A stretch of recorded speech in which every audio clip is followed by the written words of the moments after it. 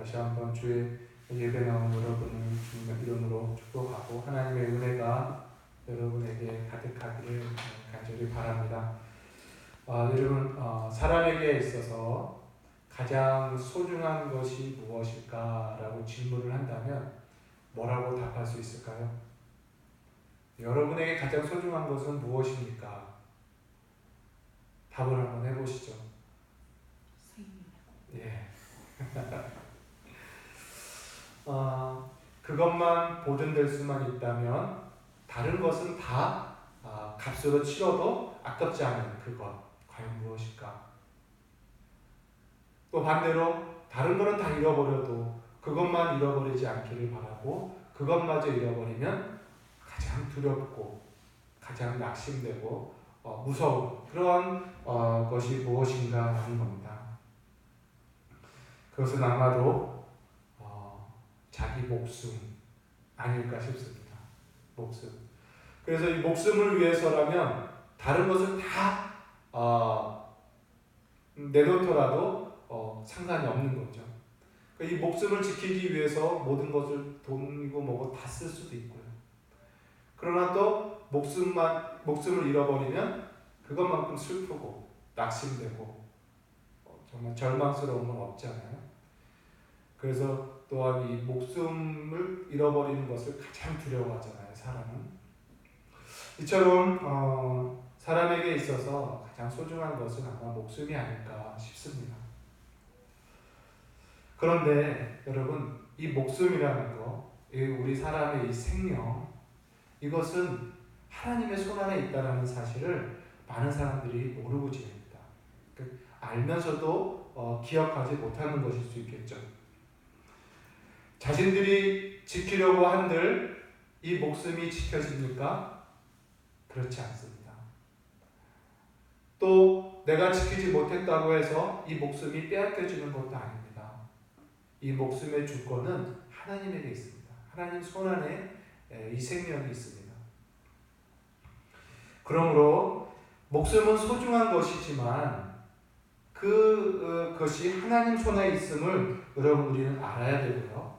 그래서 우리가 소중하게 여기는 이 목숨이 하나님 손에 있다면 그러면 우리는 이 목숨을 하나님께 맡기고 우리는 목숨 말고 다른 것을 더 소중한 것으로 삼을 줄 알고 또한 목숨 외에 다른 것을 소중한 것으로 찾을 줄 아는 그러한 모습이 우리에게 있어야 합니다.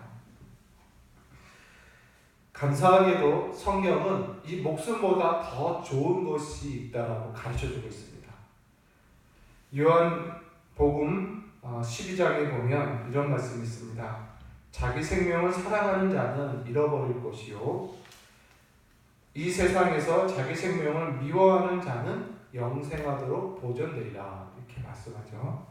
마태복음에도 비슷한 말씀이 있습니다. 나를 위하여 자기 목숨을 잃는 자는 얻으리라.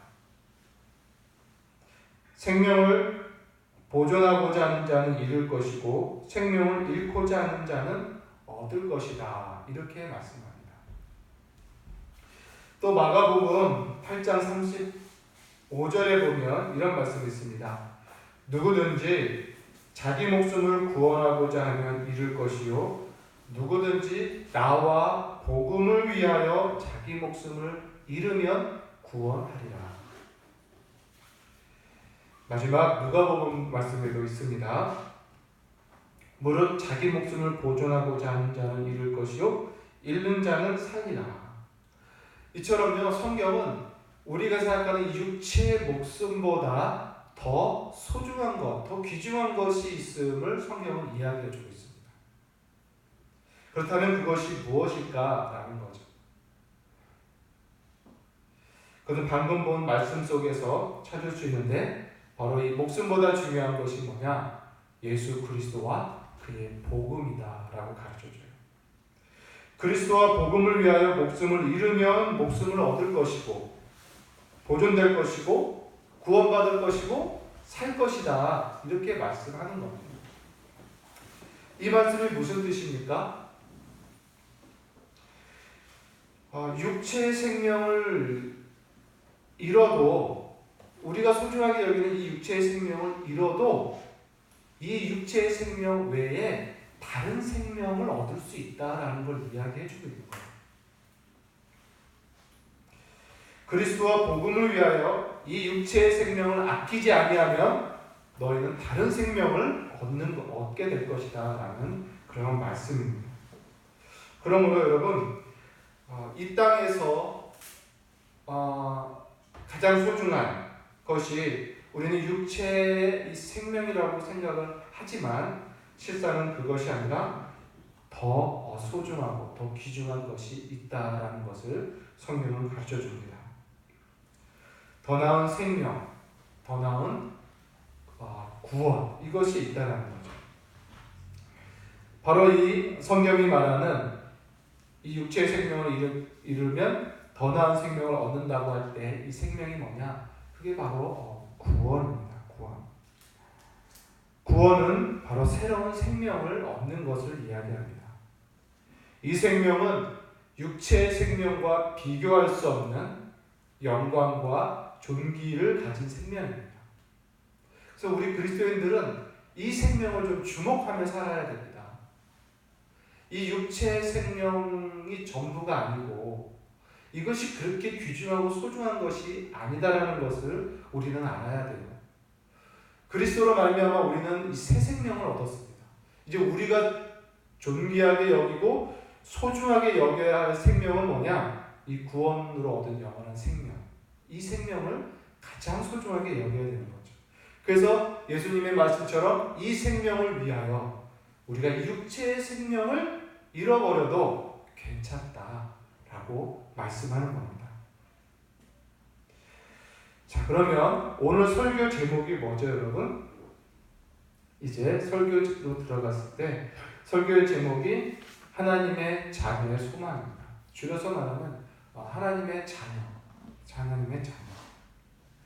이 하나님의 자녀는요, 우리가 받은 이 구원, 이 생명의 복락 중 하나라고 이야기할 수 있겠어요.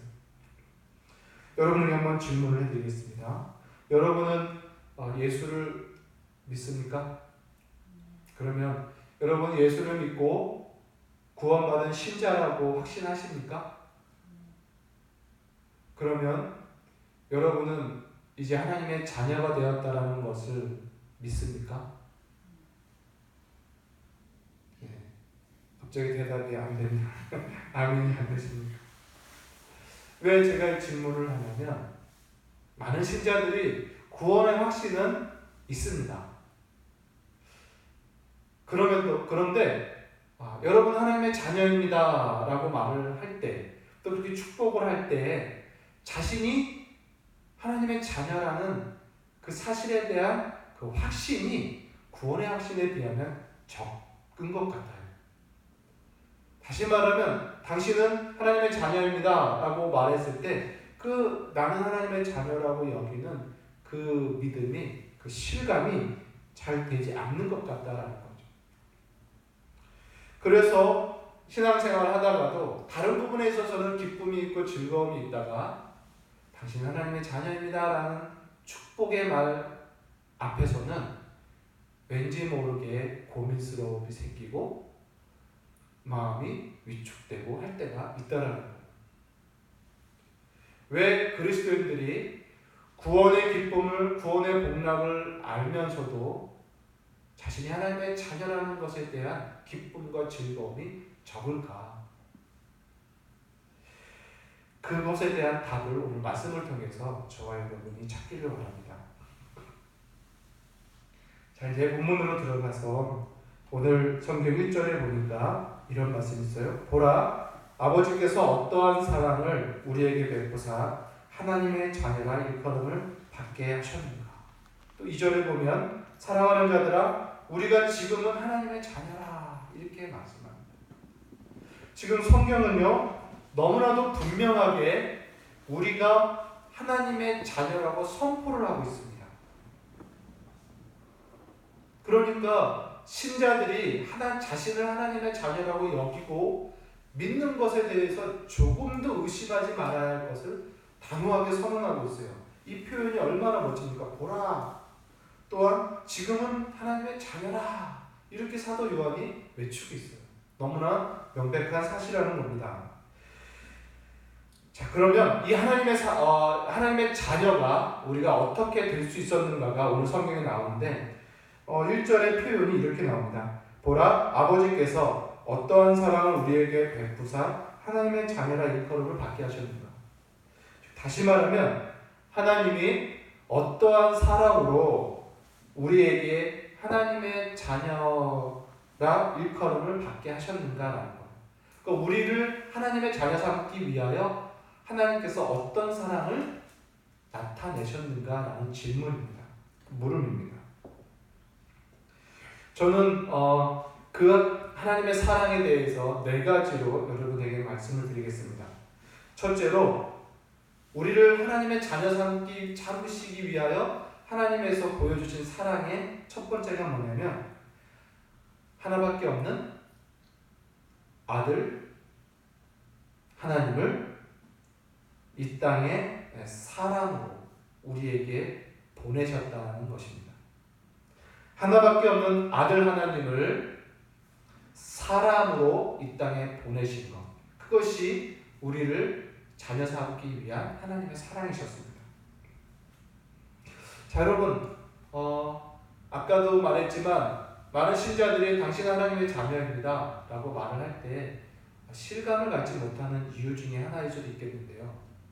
뭐냐면 왜 하나님이 우리를 하나님의 자녀라고 만들었다면, 내가 하나님의 자녀라면 내가 마치 하나님같이 돼야 되는 것 아니냐라는 막연한 생각이 있는 거예요. 내가 하나님의 자녀라는 말을 듣는다면.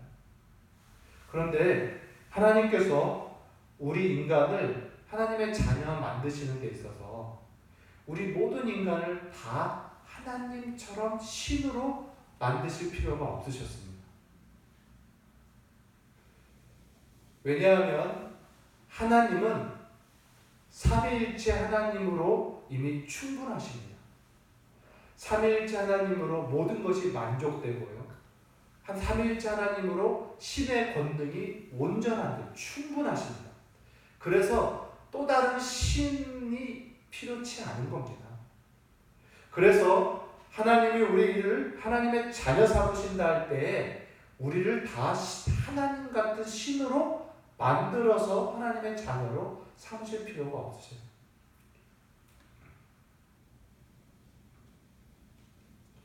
그래서 하나님께서 우리를 자녀 삼는 방법이 무엇이냐면 하나님이 하나밖에 없는 독생자 성자 하나님을 우리 사람으로 이 땅에 보내십니다. 그리고 그 아들이 사람이 되어서 사람인 우리와 형제가 되는 거예요. 형제지간을 맺으십니다. 그래서 하나님이 우리 사람을 사람의 상태에서 하나님의 자녀로 삼으실 수 있으신 거예요. 여러분, 이 말이 어렵습니까? 사람이 하나님이 될 수 없잖아요. 그래서 하나님이신 성자 하나님, 제2위 하나님께서 사람이 되셨어요. 그리고 사람으로 오셔서 우리 사람들과 같은 형제가 되셨다라는 것입니다. 그래서 우리 인간은 하나님의 아들이 사람이 되신 은혜로 말미암아 인간의 상태에서 온전히 하나님의 자녀가 될 수 있게 된 겁니다. 성경 히브리서는 이것을 이렇게 말합니다. 10장과 11절 말씀을 보면 그러므로 만물이 그를 위하고 또한 그로 말미암은 이가 많은 아들들을 이끌어 영광에 들어가게 하시는 일에 그들의 구원의 창시자를 고난을 통하여 온전하게 하심이 합당하도다.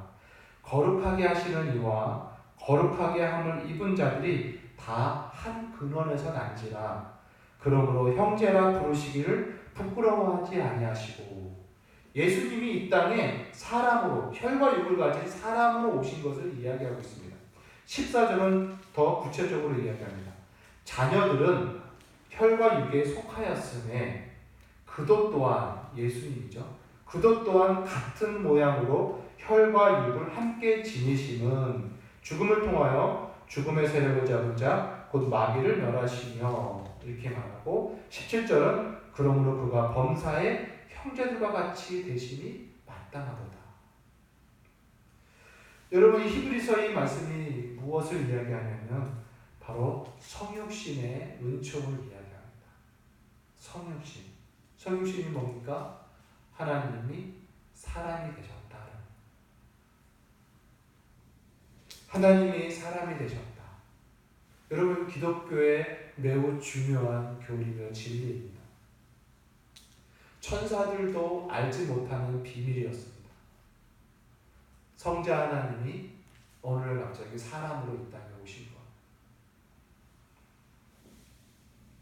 그것이 하나님의 놀라운 비밀이며 신비였으며 은총이었습니다. 이 성육신의 은혜의 날이요. 무슨 날입니까? 그게 바로 성탄절이죠. 하나님이 사람으로 이 땅에 태어나신 날, 오신 날. 그게 성탄입니다.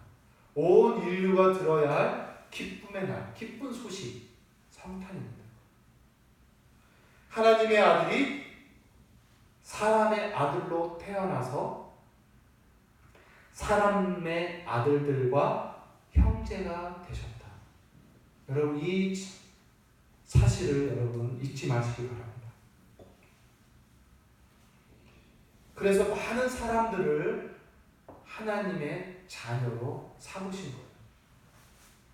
그러므로 여러분, 기쁘다 구주 오셨네, 만백성 맞으라, 이 성탄의 찬양이 참으로 기쁘고 능력이 있는 찬양입니다. 하나님이 사람이 되어 이 땅에 오셨다. 이것이 하나님께서 우리 인간을 하나님의 자녀 삼기 위하여 나타내신 하나님의 사랑의 첫 번째 모습입니다. 여러분, 성자 하나님이 사람이 되어서 이 땅에 오신 것, 이 성육신의 놀라운 은혜를 여러분 찬송하시기 바랍니다.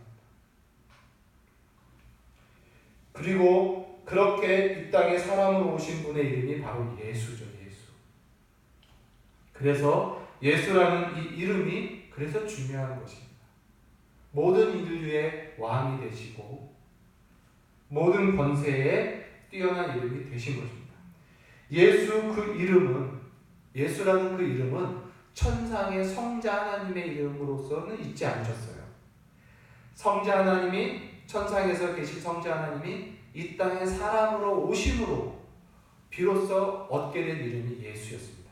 왜냐하면 사람이 태어났기 때문에 이름을 다 지어주잖아요. 그래서 하나님께서는 이제 그 예수의 이름으로 모든 만물을 다스리게 하셨고 예수의 이름을 가장 뛰어나게 하셨다라는 거예요. 빌립보서의 말씀, 우리가 잘 알고 있는 말씀입니다. 2장 6절에서 11절 보면 그는 근본 하나님의 본체시나 하나님과 동등됨을 취할 것으로 여기지 아니하시고 오히려 자기를 비워 종의 형체를 가지사 사람들과 같이 되셨고 또 사람의 모양으로 나타나사 자기를 낮추시고 죽기까지 복종하셨으니 곧 십자가에 죽으시니라. 이 하나님의 사랑이 이렇게 나타나는 겁니다. 이러함으로 하나님이 그를, 예수죠, 그를 지극히 높여 모든 이름 위에 뛰어난 이름을 주사 하늘에 있는 자들과 땅에 있는 자들과 땅에 있는 자들로 모든 무릎을 예수의 이름에 꿇게 하시고 모든 입으로 예수 그리스도를 주라 시인하여 하나님 아버지께 영광을 돌리게 하셨습니다. 이제 하나님 아버지도 이제 이 땅에 사람으로 오신 그 예수라는 이름을 하나님도 가장 높이셨다. 그래서 온 우주 만물, 하늘 위와 하늘 아래와 땅 아래에 있는 모든 피조물들이 이제 그 예수라는 사람의 이름 예수, 하나님의 아들이 사람이 되어서 이 땅에 오셔서 얻게 된 그 예수의 이름에 다 무릎 꿇게 하셨다라는 것. 이것이 하나님께서 이 세상을 향하여 나타내신 놀라운 은혜요 비밀인 것입니다. 여러분, 이 성육신의 은혜를 여러분 진실로 묵상하시면서 찬양하시길 바랍니다. 하나님이 사람이 되셨다. 이것만큼 놀라운 신비가 없어요. 천사들은 이 신비를 아직도 놀라워합니다. 두 번째로 하나님께서 나타내 주신 우리를 하나님의 자녀 삼기 위해서 나타내 주신 하나님의 사랑은 아까도 읽었지만 바로 그 예수, 사람으로 이 땅에 오신 예수께서 우리 사람들의 죄를 위하여 십자가에서 죽으신 것입니다. 이것이 또한 하나님의 사랑입니다. 우리의 모든 죄를 대신 지시고 십자가에서 우리의 죄를 용서하시기 위한 화목제물로 죽으신 것, 이거죠. 여러분, 하나님은 의로우시고 거룩하신 분입니다. 하나님의 자녀들이란 당연히 의롭고 거룩해야만 됩니다. 그런데 우리는 죄인입니다. 죄인인 우리가 어떻게 하나님과 같이 의롭고 거룩해질 수 있겠습니까? 그래서 그의 아들이 사람으로 이 땅에 오시고 그가 십자가에서 우리의 모든 죄를 지고 심판을 받으시고 저주를 받으심으로 이제 그리스도 예수 안에 있는 자들이 다 죄의 용서를 받는 거예요. 그래서 예수 안에서 죄인들이 의롭다함을 받고 거룩하다함을 받는 것입니다. 그래서 하나님의 자녀 삼으십니다. 로마서 5장 8절에 이 사실을 이렇게 말합니다. 우리가 아직 죄인 되었을 때에 그리스도께서 우리를 위하여 죽으심으로 하나님께서 우리에게 대한 자기 사랑을 확증하셨습니다. 죄인인 우리를 위하여 하나님께서 자기 아들을 십자가에 못 박아 죽이셨다는 것입니다. 이것이 하나님의 사랑이라는 거죠. 세 번째로 하나님께서 우리 인간을 하나님 자녀 삼기 위해서 나타낸 세 번째 사랑의 모습은 바로 그 예수를 이제 부활하신 예수가 승천하신 그 예수님이 하나님 보좌 우편에 앉아 계신 것입니다. 왜 이것이 우리를 하나님의 자녀 삼으시는 데 나타난 사랑이냐면 예수님의 부활은 우리의 부활과 같은 부활입니다. 다시 말하면 예수님께서 부활하심은 우리도 함께 부활하는 것을 의미합니다. 로마서 6장에 보면 그러므로 우리가 그의 죽으심과 합하여 세례를 받음으로 그와 함께 장사되었나니 이는 아버지의 영광으로 말미암아 그리스도를 죽은 자 가운데서 살리심과 같이 우리로 또한 새 생명 가운데 행하게 하려 함이라. 만일 우리가 그의 죽으심과 같은 모양으로 연합한 자가 되었으면 또한 그의 부활과 같은 모양으로 연합한 자도 되리라. 예수님의 부활이 곧 우리의 부활이었다. 우리의 부활이 된다라는 것입니다. 뿐만 아니라 예수님의 승천도 우리의 승천이고 예수님께서 승천하셔서 그의 원래 본연의 자리이신 하나님의 우편, 하나님의 아들만이 앉으실 수 있는 하나님의 우편에 앉으셨죠. 그런데요, 놀랍게도 에베소서 말씀에는 이렇게 말합니다. 긍휼이 풍성하신 하나님이 우리를 사랑하신 그 큰 사랑으로 인하여 허물로 죽은 우리를 그리스도와 함께 살리셨고 또한 함께 일으키사 그리스도 예수 안에서 함께 하늘에 앉히시니 이렇게 기록되어 있습니다. 에베소서 2장 4절에서 6절 말씀입니다.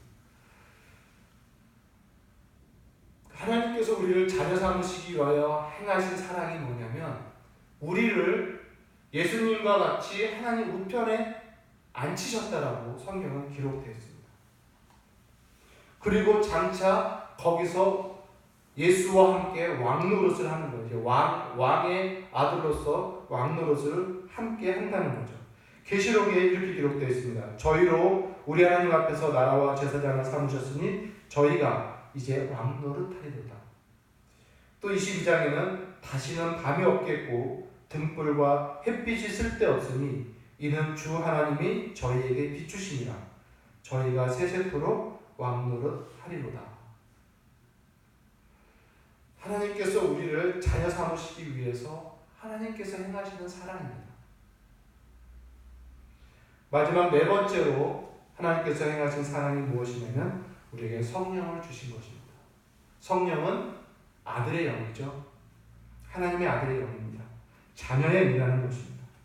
그래서 갈라디아서 4장 6절에 보면 이렇게 말합니다.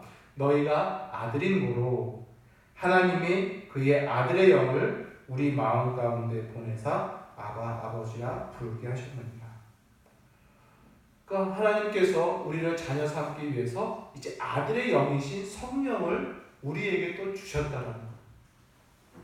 그래서 그 성령으로 인해서 우리가 아들됨을 스스로 확인할 수 있고 또 성령도 확증해 주시면서 우리가 하나님을 아바 아버지라 부르게 된 거죠. 그리고 그 성령은 어떤 성령입니까? 하나님의 아들의 영이기 때문에 아들의 소욕이 있어요. 그래서 하나님의 아들 예수 그리스도와 같이 거룩하기를 원하고 또 의롭기를 원하는 소욕이 우리 가운데 있습니다. 성령의 열매를 맺고자 하는 그런 열망이 있다는 것이죠. 뿐만 아니라 그 성령이 우리를 또한 능력으로 지켜주십니다. 베드로전서 1장 5절에 보면 너희가 말세에 나타나기로 예비하신 구원을 얻기 위하여 믿음으로 말미암아 하나님의 능력으로 보호하심을 받느니라. 이렇게 말합니다. 자, 여러분, 제가 너무 급하게만 말씀드렸나요? 이 네 가지로 저는 표현하고 있는데 오늘 말씀드린 이 네 가지가 바로 하나님께서 죄인인 우리를 하나님의 거룩한 자녀 삼기 위하여 나타내 주신 사랑의 모습입니다. 하나밖에 없는 아들, 자녀, 독생자 성자 하나님을 사람으로, 죄인인 사람으로 이 땅에 보내시고 그가 또한 우리 죄인의 모든 죄를 담당하시고 십자가에서 죽으시고 그리고 그 죄를 도말하신 후에 부활하셔서 우리와 함께 부활하시고 우리와 함께 하나님 우편에 앉히시고 그리고 이 땅에 살아가는 동안 성령, 곧 아들의 영을 우리에게 주사 우리가 하나님의 아들이라는 확신을 가지면서 아들의 소욕을 따라 살아가도록 우리를 도우시는 하나님. 오늘 사도 요한은 1절의 말씀을 하면서 지금 이 하나님께서 우리를 자녀 삼기 위해서 행하신 그 사랑을 생각하면서 감격적으로 말하는 것입니다. 다시 한번 볼까요? 1절 말씀.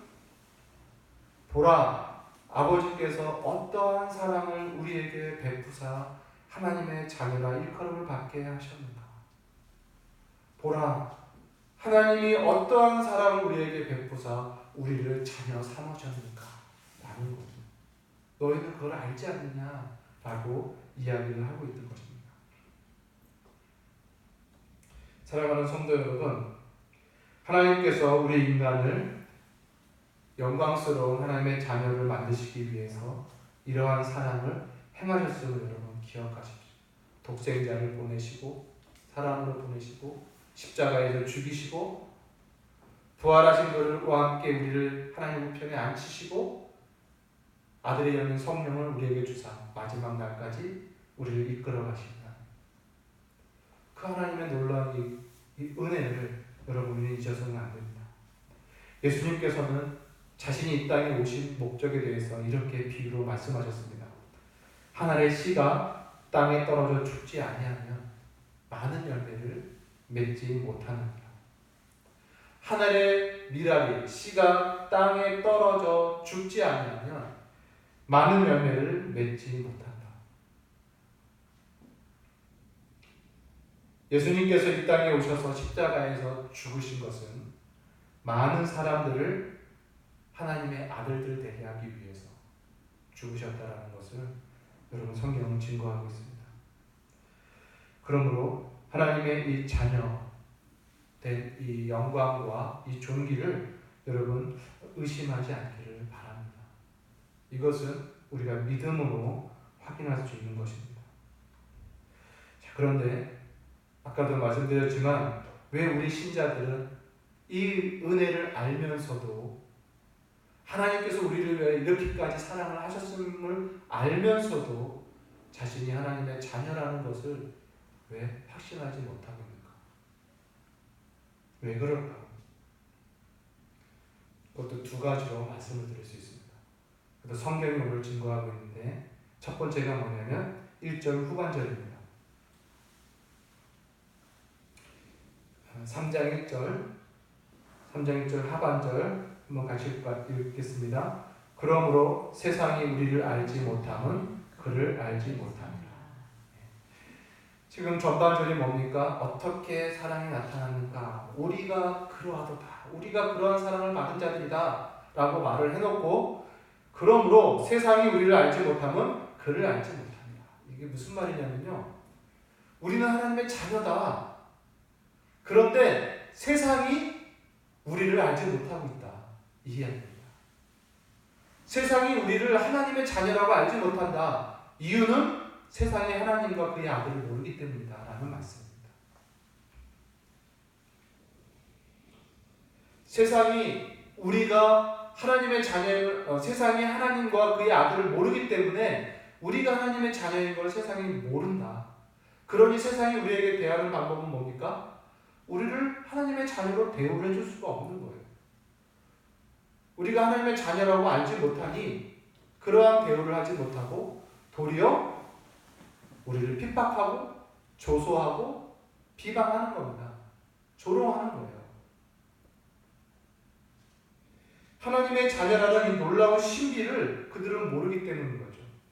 만약에 이 세상이 하나님이 누군지 알고 그의 아들이 어떤 분인지를 알았다면 우리가 그 하나님과 아들로 인해서 하나님의 자녀가 되었다라는 사실을 세상도 놀라워할 수밖에 없을 것입니다.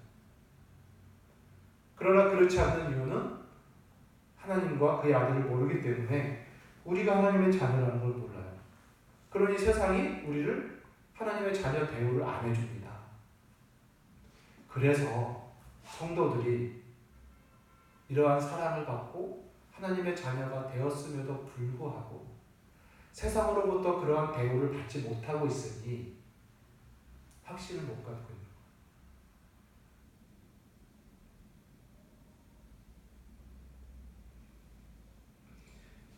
우리도 이 세상을 살아가면서 하나님의 자녀의 대우를 받지 못한 세상으로부터 받지 못함으로 인해서 스스로도 이제 하나님의 자녀임을 망각하며 살아가게 되는 것입니다. 제가 두 가지라고 말씀드렸는데 첫 번째가 세상이 우리를 알아주지 못해서 알아주지 않기 때문에 우리가 실감하지 못하는 거고 두 번째가 뭐냐면 그것으로 인해서 나 또한 스스로 실감을 못하고 있다는 겁니다. 더욱이 우리는 이 세상을 살면서 여전히 문제에 쌓여 있습니다. 하나님의 아들처럼 하나님의 자녀처럼 능력 있게 생활을 해결해 가지 못해요. 여전히 문제에 치고 실수와 실패에 넘어지고 연약한 인생을 살아갑니다. 고난과 역경에 쌓여 있습니다. 또 죄악에 쌓여 있습니다. 그러니 나 스스로도 내가 하나님의 자녀라는 것을 실감하지 못하게 되는 거죠. 그래서 다른 어떤 말보다 당신 하나님의 자녀입니다 라고 하거나 축복성을 불러줄 때 그때만큼 어색하고 참 민망할 때가 없는 거죠. 그런 걸 우리가 경험합니다. 여러분, 하나님은 우리가 이 세상을 살아가면서 너희가 하나님의 자녀인데 왜 하나님의 자녀답게 그것을 실감하지 못하고 있느냐라고 하나님은 우리를 정죄하지 않습니다. 왜냐하면 우리가 이 땅을 살아가면서 하나님의 자녀라는 것을 실감하지 못하는 이유가 오늘 성경에 말한 것이 있기 때문에 하나님도 그것을 우리에게 정죄하지 않아요. 세상이 우리를 못 알아주기 때문에 우리가 이 세상에서 실감을 못하는 거고 나 역시 연약에 쌓여있기 때문에 실감을 못하고 있다는 건 하나님도 아셔서 그것을 정죄하지 않습니다. 다만 하나님께서는 우리에게 이렇게 말합니다. 너희가 하나님의 자녀라는 것을 이 땅에서 실감해 가면서 살려고 하지는 말아라.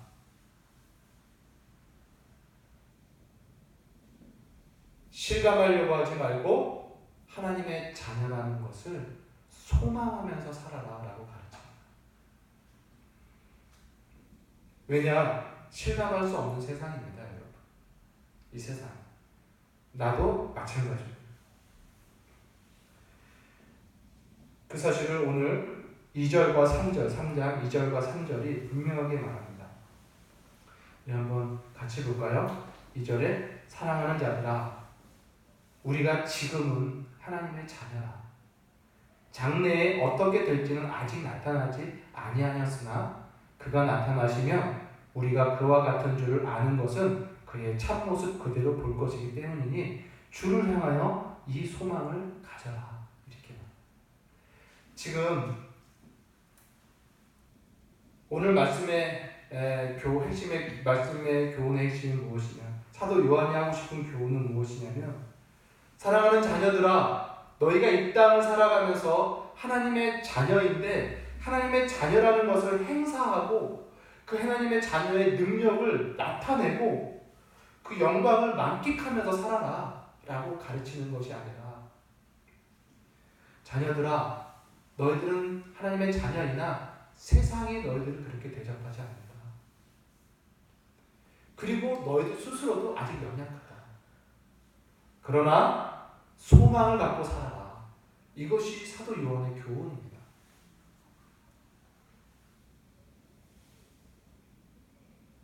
그러므로 여러분, 이제 우리가 하나님의 자녀라는 단어를 또는 그 복락을 생각할 때마다 우리가 빠지지 말아야, 실수하지 말아야 할 것이 있는데, 그것이 뭐냐면 이 땅에서 하나님의 자녀의 무슨 능력을 경험하려고 하고 하나님의 자녀의 능력을 발휘하려고 하고 하는 그런 유혹에 빠지려고 하지 마십시오. 많은 사람들이 너 하나님의 자녀인데 하나님의 자녀의 권세를 사용해야지, 믿음으로 선포해서 얻어내야지, 기적을 경험해야지, 이렇게 말합니다.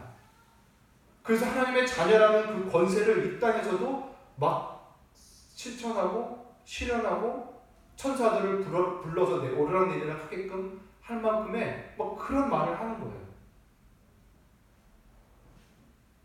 근데 사도 요한이 말하고 싶은 건 그런 것이 아닙니다. 사도 요한뿐만 아니라 성경이 말하는 것은 그런 것이 아니에요. 너희는 하나님의 자녀라는 약속과 소망을 받았다.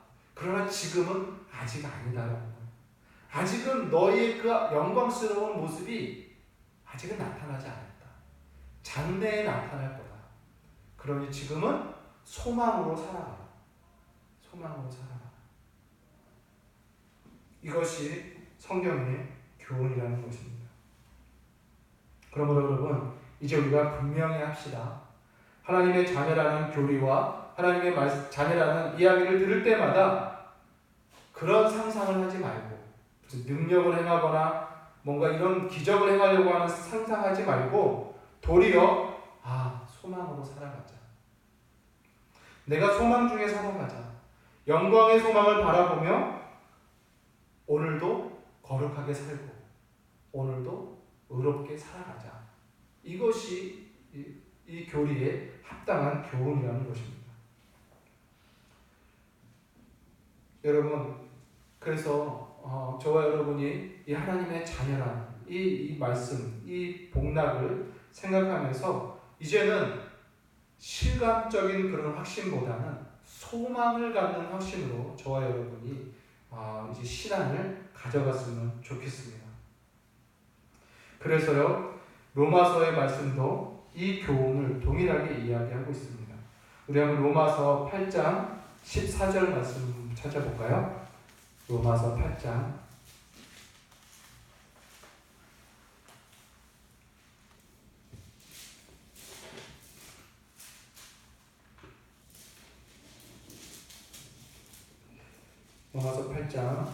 14절 제가 읽겠습니다. 무릇 하나님의 영으로 인도함을 받는 사람은 곧 하나님의 아들이라 이렇게 말하죠. 그러면서 16절 보니까 성령이 친히 우리의 영과 더불어 우리가 하나님의 자녀인 것을 증언하시나니 17절입니다. 자녀이면 또한 상속자 곧 하나님의 상속자요 그리스도와 함께한 상속자니 우리가 그와 함께 영광을 받기 위하여 고난도 함께 받아야 할 것이니라. 18절입니다. 생각컨대 현재의 고난은 장차 우리에게 나타날 영광과 비교할 수 없도다. 25절 만일 우리가 보지 못한 것을 바라면 참음으로 기다릴지니라. 사도 바울도 우리 신자들이 하나님의 자녀됐다라는 이 복음의 이 놀라운 복락을 기록한 후에 이제 너희가 하나님의 자녀가 되었으니 어떻게 살아라? 라고 이야기할 때 능력을 행사하라, 천사를 불러서 수종 들게 하라, 문제를 해결해가며 살아가라 이렇게 말하지 않습니다. 오히려 너희들이 자녀이나 고난에 쌓여있다. 현재의 고난은 경하다. 장차의 영광은 크니 그것을 바라보며 현재의 고난을 인내해라. 이렇게 오히려 가르칩니다. 여러분, 하나님의 자녀라는 이 놀라운 이 복락, 이것은 저와 여러분에게 소망으로 주어졌습니다. 그리고 이 소망을 가진 자는 이제 이 땅에서 어떻게 살아야 되느냐. 이 소망을 가진 자, 이 땅에서 바로 오늘 말씀처럼 그와 같이 예수 그리스도와 같이 이 소망을 가진 자마다 그와 같이 그가 깨끗하신과 같이 자기를 깨끗게 하면서 살아가는 것. 이제 저와 여러분은 하나님의 자녀입니다. 여전히 지금 죄와 허물과 연약에 쌓여있는 사람입니다. 세상도 저를 하나님의 자녀라고 대우해주지 않습니다. 비참한 가운데 있습니다. 그러나 예수 그리스도의 십자가의 구속으로 그가 이 땅에 사람으로 오신 은혜로 말미암아 저는 하나님의 자녀가 되었습니다. 이 소망이 약속으로 지금 남아있습니다. 장래에 온전히 영광스럽게 이루어질 것입니다. 이제 저는 또 여러분은 이 하나님의 자녀라는 이 영광을 바라보면서 이 땅을 어떻게 살아가야 될까요? 누추하게 살아갈 수가 없어요. 영광의 사람답게 이제 거룩하고 의롭고 진실하며 넉넉한 마음으로 나누며 사랑하며 살아갈 수 있는 그런 인생을 살 수가 있는 것입니다. 여러분, 이제 장래에는 저와 여러분의 모습은 놀랍게 영광스럽게 바뀔 거예요. 그 약속으로 받았어요. 그 영광의 풍성함이 말할 수 없을 것입니다. 그러니 그 소망을 가졌으면 지금 이 땅에 살면서 여유롭게 사십시오. 급급해하지 마십시오. 주변의 사람들을 돌아보면서 사랑할 수 있을 때 사랑하시고 도울 수 있을 때 도우시고 그렇게 사십시오. 자기를 위하여, 자기 목숨을 위하여, 자기 이 목숨 하나, 육체의 목숨을 위하여 살아가다가는 하나님께서 주신 이 자녀라는 놀라운 새 생명과 같은 이 영광을 누리지 못합니다. 이 생명을 받았다면 이 육체의 목숨 귀중할 것이 아닙니다. 자기 목숨을 위하여 모든 것을 소유하려고 하고 얻으려고 하고 가지려고 하는 그러한 급급한 인생을 이제 살 수가 없는 것입니다. 사랑하는 성도 여러분, 저와 여러분은 하나님의 자녀입니다. 어떠한 사랑을 받았는지 여러분 잊지 마십시오. 그 사랑을 기억하면서 하나님께 감사하십시오. 나를 자녀 삼기 위하여 진짜 자녀인 예수를 이 땅에 보내시고 죽으셨잖아요. 그것을 감사하면서 동시에 이 자녀됨을 실감하려고 하지 마시고 소망으로 기다리는 인생을 사시기 바랍니다. 여기서 실감할 수 있는 세상이 아닙니다. 그냥 고난과 역경과 연약 가운데 살지만 소망을 바라보며 인내로서 살아가는 인생이 이 땅의 삶인 거예요. 그래서 이 소망을 즐거워하고 이 소망을 바라보는 기쁨으로 이 땅 오늘 저와 여러분이 당하는 이 연약과 고난의 삶을 인내하며 살아갈 수 있는 것입니다. 오늘 말씀이 이 땅을 어떻게 살아갈 것인지를 분별할 수 있는 좋은 교훈이 저와 여러분의 있기를 바랍니다. 하나님의 사랑이 어떻게 나타나셨는가, 우리를 자녀 삼기 위하여 하나님의 사랑이 어떻게 나타나셨는가를 여러분 잊지 마시고 늘 기억하며 감사와 찬송과 믿음과 소망으로 살아가는 복된 성도 되시기를 주의 이름으로 소원합니다. 기도하겠습니다. 살아계신 하나님, 은혜와 사랑 감사합니다. 참으로 우리가 분명한 복음의 말씀으로 우리가 받은 하나님의 자녀의 놀라운 영광과 존귀와 이 복락을 우리가 받았음에도 불구하고 잘못된 생각과 잘못된 유혹에 빠져서 이 존귀한 교리를 소망으로 여기기보다는 이 땅에서 실감하려 하다가 오히려 실족을 할 때가 너무나 많습니다. 거룩하신 하나님, 이제 말씀을 통하여 바르게 알았사오니 이 소망을 갖고 이 세상을 인내로써 참으로 참으며 소망을 바라보며 살아가는 그러한 성도들 되게 하여 주시옵소서.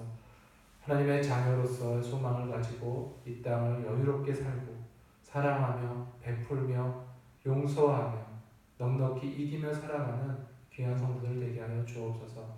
예수님의 이름으로 감사하며 기도합니다. 아멘.